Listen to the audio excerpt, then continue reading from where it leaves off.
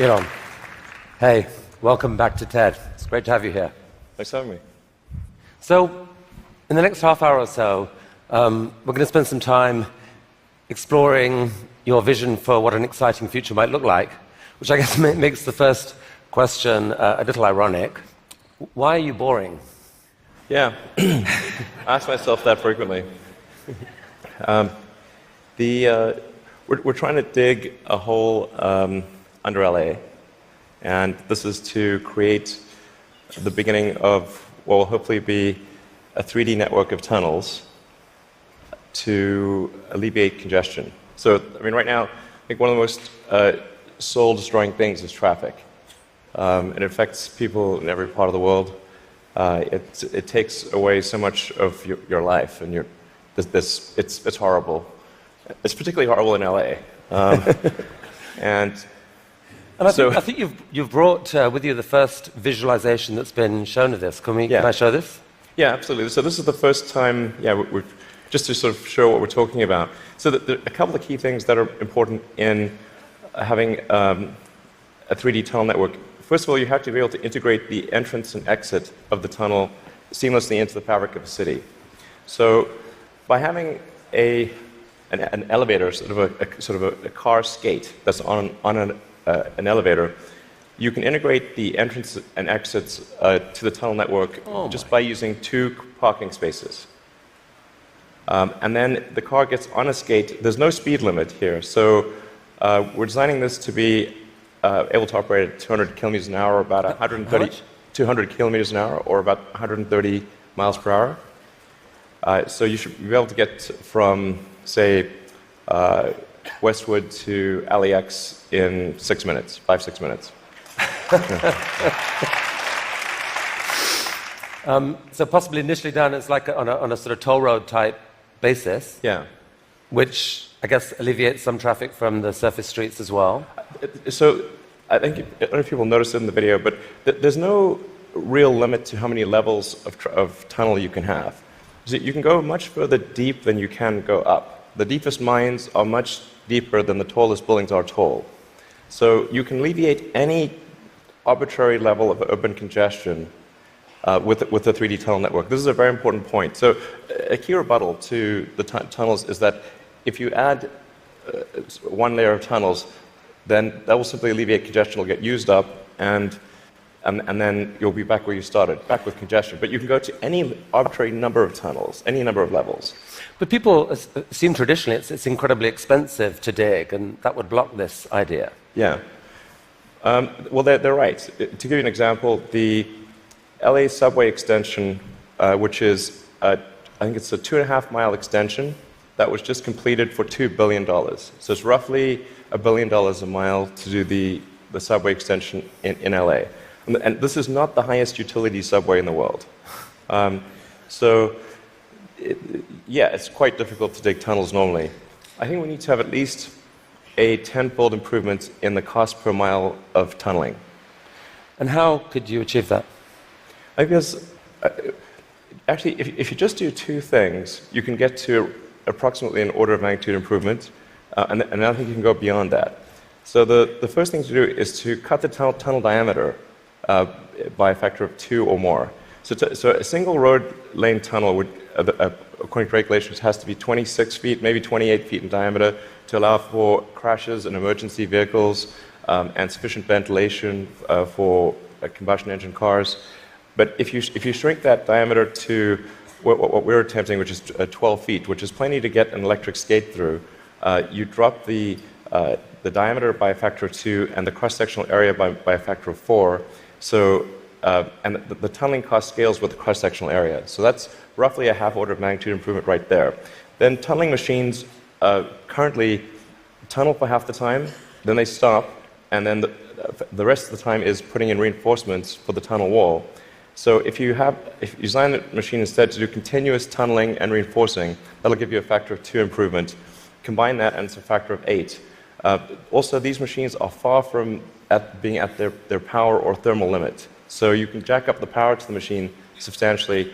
I think you can get at least a factor of 2, maybe a factor of 4 or 5 improvements on top of that. So I think there's a fairly straightforward series of steps to get somewhere in excess of an order of magnitude improvement in the cost per mile. Our target actually is we've got a pet snail called Gary. This is from Gary the snail from South Park. I mean, sorry, SpongeBob SquarePants. So Gary is capable currently he's capable of going 14 times faster than a tunnel boring machine. Okay. You want to beat Gary? We want to beat Gary. Yeah. He's not a patient little fellow, and we want that will be victory. Victory is beating the snail.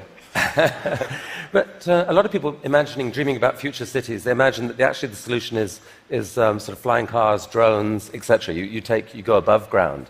Why isn't that a better solution? You save all that tunneling cost. Right. I'm in favor of flying things. Obviously, I do rockets, so I like things that fly. This is not some inherent bias against flying things, but there is a challenge with flying cars in that they'll be quite noisy. The wind force generated will be very high. Let's just say that if something's flying over your head, if there are a whole bunch of flying cars going all over the place, that is not an anxiety-reducing situation. You don't think to yourself, well, I feel better about today. You're thinking, like, did they service their hubcap? Or is it going to come off and guillotine me as they're flying past?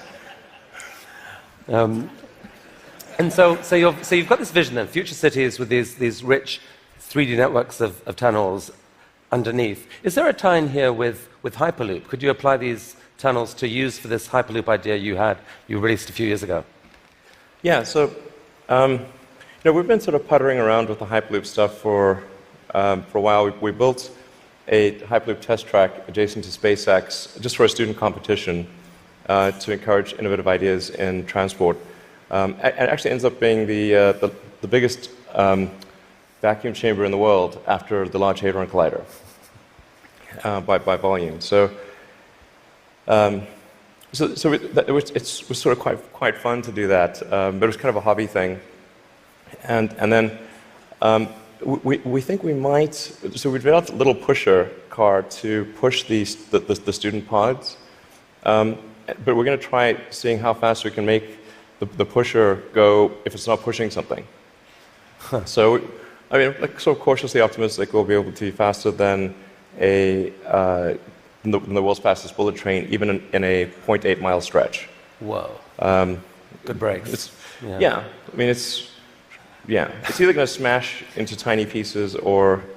But you can picture then a Hyperloop in a tunnel, yes, running quite long distances. Exactly. So in looking at tunneling technology, it turns out that in order to make a tunnel, you have to, in order to seal against the water table, you've got to typically design a tunnel wall to be a good to about 5 or 6 atmospheres. So to go to vacuum is only 1 atmosphere, or near vacuum. So actually, it sort of turns out that automatically, if you build a tunnel that is good enough to resist the water table, it is automatically capable of holding vacuum. Huh. So, yeah. And so you can actually picture this, like what kind of length tunnel is in Elon's future to running Hyperloop? Yeah, I think there's no real length limit. You could dig as much as you want. I think if you were to do something like a DC to New York Hyperloop, I think you'd probably want to go underground the entire way because it's a high density area. You're going under a lot of buildings and houses, and if you go deep enough, you cannot detect the tunnel. Sometimes people think, well, it's going to be pretty annoying to have a tunnel dug under my house. Like, if that tunnel is dug more than about 3 or 4 tunnel diameters beneath your house, you will not be able to detect it being dug at all. In fact, like if you're able to detect the tunnel being dug, whatever device you're using, you can get a lot of money for that device from the Israeli military, who's trying to detect tunnels from Hamas, and from the US Customs and Border Patrol that trying to detect drug tunnels. So the reality is that Earth is incredibly good at absorbing vibrations, and once the tunnel depth is below a certain level, it is undetectable.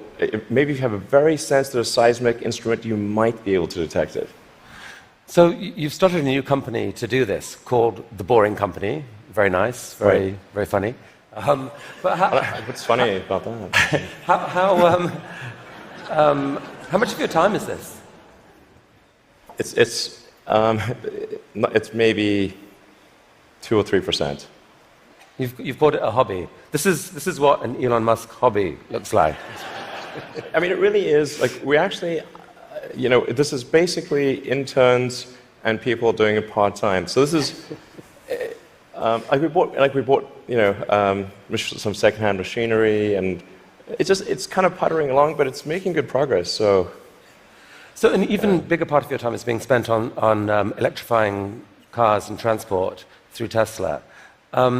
Is one of the motivations for the tunneling project the realization that actually, in a world where cars are electric and where they're self-driving, there may end up being more cars on the roads on any given hour than there are now?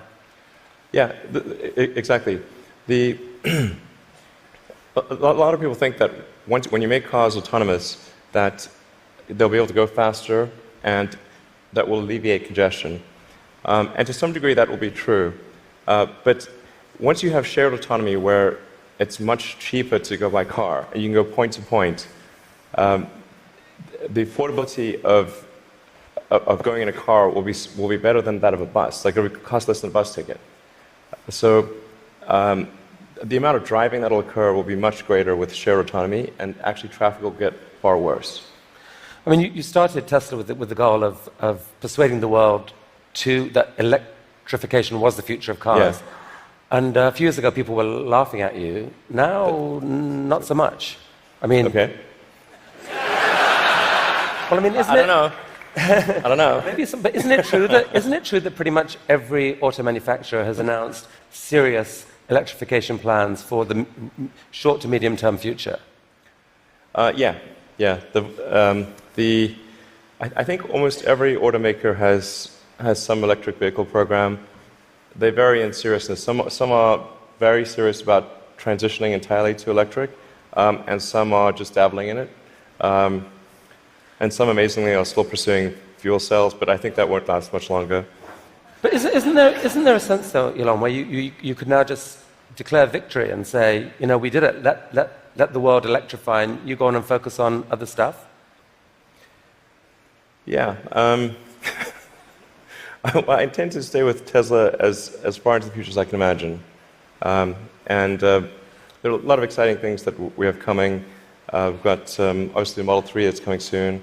We'll be unveiling the Tesla semi-truck. And maybe we're going to come to this. So Model 3. So it's supposed to be coming in July-ish. Yeah, it's looking quite good for starting production in July. Yeah. Wow. One of the things that people are so excited about is the fact that it's got autopilot. And you put out this video a while back showing what that technology looked like, or would look like. Yeah. There's obviously autopilot in Model S right now. Yeah. What are we seeing here? Yeah, so this is using only cameras and a GPS.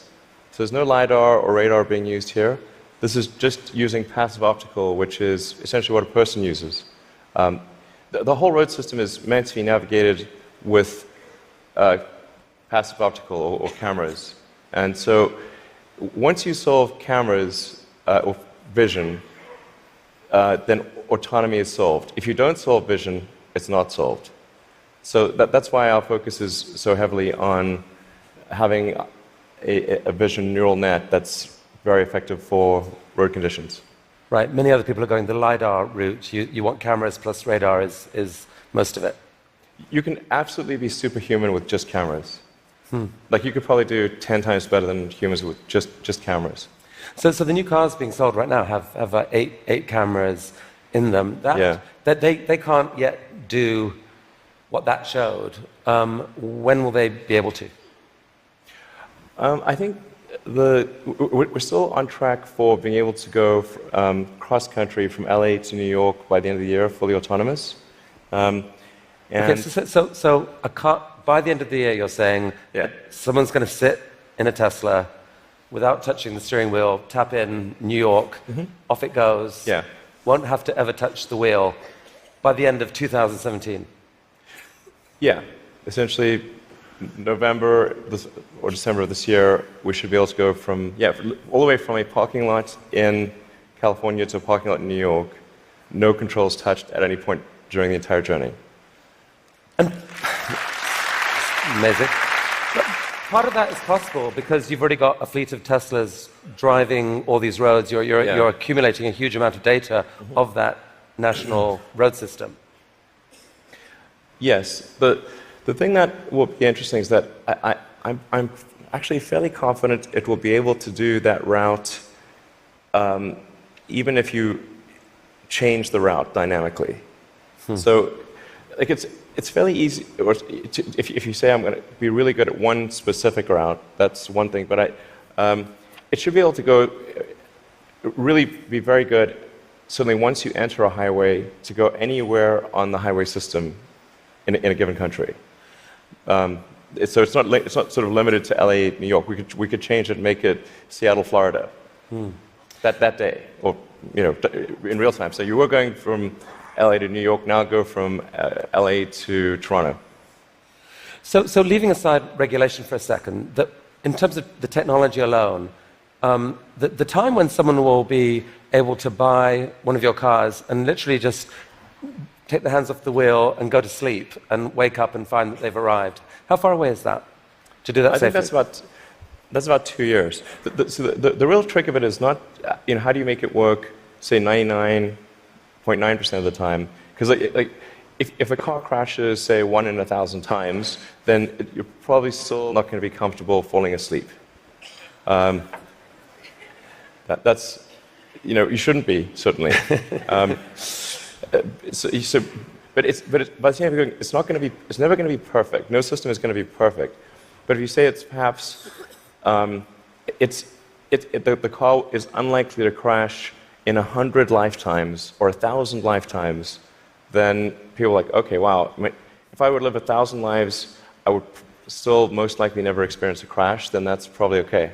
To sleep. Maybe, I guess a big concern of yours is that people may actually get seduced too early to think that this is safe, and that you'll have some horrible incident happen that puts things back. Well, I think that the autonomy system is likely to at least mitigate the crash, except in rare circumstances. The thing to appreciate about vehicle safety is this is probabilistic. Right. So that there's some chance that any time the human driver gets in the car that they will have an accident. That is their fault. It's never zero. And so the key threshold for autonomy is how much better does autonomy need to be than a person before you can rely on it. But once you get that literally safe hands-off driving, the power to disrupt the whole industry seems massive, because at that point you've spoken of people being able to buy a car, drops you off at work, and then you let it go and provide a sort of Uber-like service to other people, earn you money, maybe even cover the cost of your lease of that car. Exactly. So you can kind of get a car for free. Is that really likely? Yeah, absolutely. This is what will happen. So there will be a shared autonomy fleet where you buy your car and you can choose to use that car exclusively. You could choose to have it be used only by friends and family, only by 5-star other drivers who are rated 5-star. You can choose to share it sometimes, but not other times. That's 100% what will occur. It's just a question of when. Wow. So you mentioned the Semi, and I think you're planning to announce this in September, but I'm curious whether there's anything you could show us today. I will show you a teaser shot of the truck. Teaser shot. It's live. Okay. No, I no, think that's definitely a case where we want to be cautious about the autonomy features. Yeah. Because that just, we can't see that much of it, but it doesn't look like just a little friendly neighborhood truck. It looks kind of badass. What sort of semi is this? So this is a heavy-duty, long-range semi-truck. So it's like the highest weight capability and with long range. So essentially, it's meant to alleviate the heavy-duty trucking loads. And this is something which people do not today think is possible, because think the truck doesn't have enough power or it doesn't have enough range. And then with the Tesla Semi, we want to show that an electric truck actually can out-torque any diesel semi. And if you had a tug-of-war competition, like the Tesla Semi will tug the diesel semi uphill. That's pretty cool. And short term, these aren't driverless. These are going to be trucks that truck drivers want to drive. Yes. No, so what will be really fun about this is you have a flat torque RPM curve with an electric motor, whereas with a diesel motor or any kind of internal combustion engine car, you've got a torque RPM curve that looks like a hill. So this will be a very spry truck. You could drive this around like a sports car. There's no gears. It's like single speed. So there's a great movie to be made here somewhere. I don't know what it is, and I don't know that it ends well, but it's a great movie. It's quite bizarre test driving when I was driving the test prototype for this truck. It's really weird because you're driving around and you're so nimble, and you're in this giant truck. Wait, you've already driven a prototype? I drove it around the parking lot, and I was like, this is crazy. Wow. This is not vaporware. This is like wow. Driving this giant truck and sort of making these mad maneuvers. This is cool. Okay, from a really badass picture to a kind of less badass picture, this is just a cute house from Desperate Housewives or something. What on earth is going on here? Well, this illustrates the picture of the future that I think is how things will evolve. You've got an electric car in the driveway.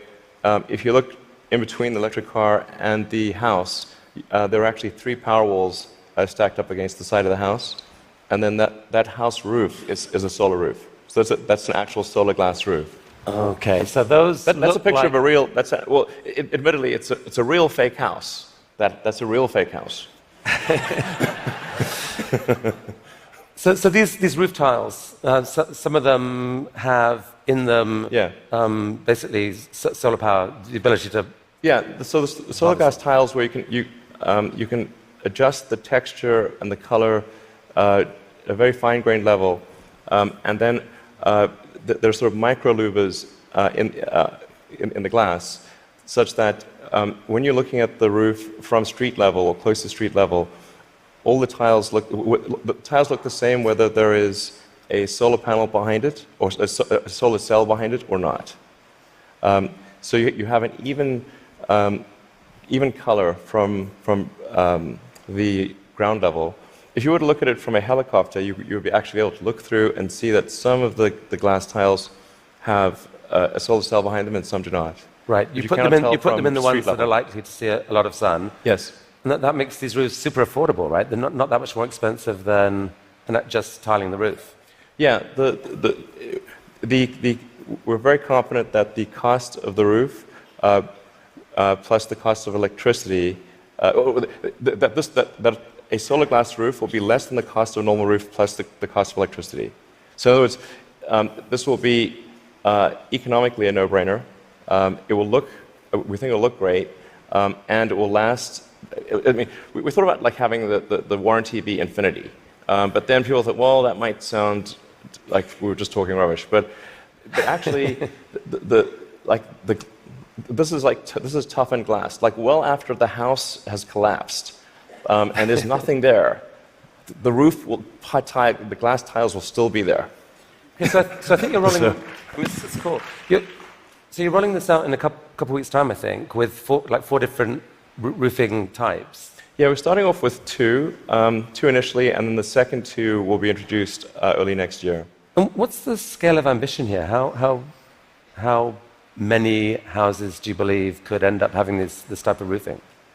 I mean, I think eventually almost all houses will have a solar roof.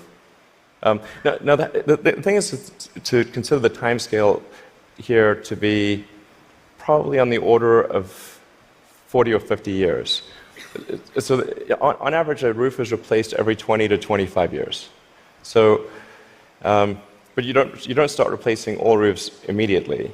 But eventually, if you say we were to fast forward to, say, 15 years from now, it will be unusual to have a roof that does not have solar. Is there a mental model thing that people don't get here that there's been, because of the shift in the sort of cost economics of solar power, that like most houses actually have enough sunlight on their roof pretty much to power all of their needs. If you could capture the power, it could pretty much power all their needs, right? You could go off grid, kind of. Yeah, it depends on where you are and what the house size is relative to the roof area. But yeah, it's a fair statement to say that most houses in the US have enough roof area to power all the needs of the house.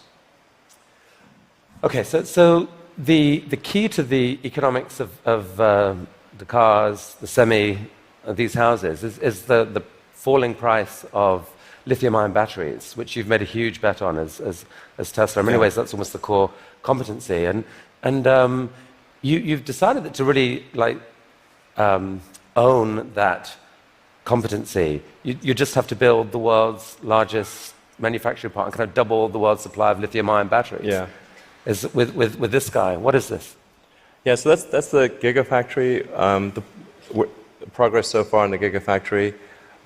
Eventually, you can sort of roughly see that there's sort of a diamond shape overall, and when it's fully done, it'll look like a giant diamond, or that's the idea behind it. And it's aligned on true north. There's a small detail there. And capable of producing like 100, eventually like 100 gigawatt hours of batteries a year? 100 gigawatt hours. We think probably more, but yeah. And they're actually being produced right now already here, right? Yeah, we're in production already. You guys put out this video. Yeah. I mean, does that speed it up, or? That's the slowed down version. So how fast does it actually go? Well, when it's running at full speed, you can't actually see the cells without a strobe light. It's just blur. And one of your core ideas, Elon, about what makes an exciting future is a future where we no longer feel guilty about energy. Help us picture this. I mean, how many gigafactories, if you like, does it take to get us there? It's about 100, roughly. It's not 10, it's not 1,000, most likely 100. See, I kind of find this amazing. Like, you can actually picture, if that's right, you can picture what it would take to move the world off this vast fossil fuel thing. It's like you're building one, cost $5 billion, maybe the next one, or whatever, $5 to $10 billion. Yeah. Like, it's kind of cool that you can picture that project. And you're planning to do a Tesla, or at least announce another two this year. I think we'll announce locations for somewhere between 2 and 4 gigafactories later this year. Yeah, probably 4. Whoa. Yeah. Okay. I can't tease. No more teasing from you for here. Like, where? Continent? You can say no. We need to address a global market. Yeah. Okay. This is cool. I think we should talk for global market. So I have to ask you one question. I'm going to ask you one question about politics. Only one. I'm kind of sick of politics, but I do need to ask you this. You're on a body now giving advice to a guy who has said he doesn't really believe in climate change. And there's a lot of people out there who kind of think you shouldn't be doing that. They'd like you to walk away from that. What would you say to them? Well, I think that there's... First of all, I'm just on 2 advisory councils where the format consists of going around the room and asking people's opinion on things. And so there's like a meeting every month or 2. that's the sum total of my contribution. But I think to the degree that there are people in the room who are arguing in favor of doing something about climate change, or other certain social issues. I've used the meetings I've had thus far to argue in favor of immigration and in favor of climate change. And if I hadn't done that, that wasn't on the agenda before. So maybe nothing will happen, but at least the words were said. Okay. So let's talk SpaceX and Mars. Last time you were here, you spoke about this, what seemed like a kind of incredibly ambitious dream to develop rockets that were actually reusable. And you've only gone and done it. Yeah. I mean, talk us us through this. What are we looking at here? Yeah, so this is one of our rocket boosters coming back from very high and fast in space. So it just delivered the upper stage at high velocity. I think this may have been a sort of a Mach 7 or so delivery of the upper stage. Yeah. So that was a sped up. That's the slowed down version. Yeah. That was the sped up version. But I mean, that's amazing. And several of these failed before you finally figured out how to get to do it. But now you've landed. You've done this 5 or 6 times. I think we're on 8 or 9 or something. Yeah. And for the first time, you've actually reflown one of the rockets that landed. So we landed the rocket booster, and then prepped it for flight again and flew it again. So it's the first reflight of an orbital booster where that reflight is relevant. So it's important to appreciate that reusability is only relevant if it is rapid and complete. Right. So like an aircraft or a car, the reusability is rapid and complete. You do not send your aircraft to Boeing in between flights. Right. So this is allowing you to dream of this really ambitious idea of sending many people to Mars in 10 or 20 years time, I guess. Yeah. In the next 20 years. And you've designed this outrageous rocket to do it. Help us understand the scale of this thing. Well, I think visually you can see that's person. Yeah, and that's the vehicle. So if that was a skyscraper, that's like a 40. Did I read that? 40 stories. Yeah, maybe a little more. Yeah. The thrust level of this is really this configuration is about 4 times the thrust of the Saturn V moon rocket.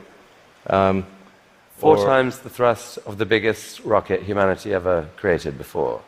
Yeah. I mean, as one does. Yeah. I mean, in units of 747, like 747 is only about a quarter million pounds of thrust. So there are for every 10 million pounds of thrust, there's 47. So this would be the thrust equivalent of 120 747s, with all engines blazing. And so even with a machine designed to escape Earth's gravity, I think you told me last this thing could actually take a fully loaded 747, people, cargo, everything, into orbit. Exactly. This can take a fully loaded 747 with maximum fuel, maximum passengers, maximum cargo on the 747. This can take it as cargo. So based on this, you presented recently this interplanetary transport system, which is visualized this way. And this is a scene you picture in 30 years' time, 20 years' time? People walking into this rocket. I mean, I'm hopeful it's sort of in the 8 to 10 year time frame. Aspirationally, that's our target. Our internal targets are more aggressive, but I think,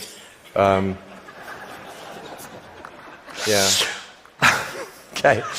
So this vehicle seems quite large, and is large by comparison with other rockets. I think the future spacecraft will make this look like a rowboat. I mean, this is the future spaceships will be truly enormous. Why, Elon? Because why do we need to build a city on Mars with 1 million people on it in your lifetime, which I think is kind of what you've said you'd love to do.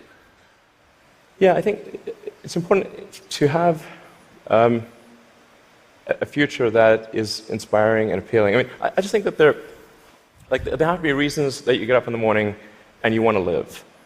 Like, why do you want to live? What's the point? What inspires you? What do you love about the future? And if we're not out there, if the future does not include being out there among the stars and being a multi-planet species, I find that it's incredibly depressing if that's not the future that we're going to have.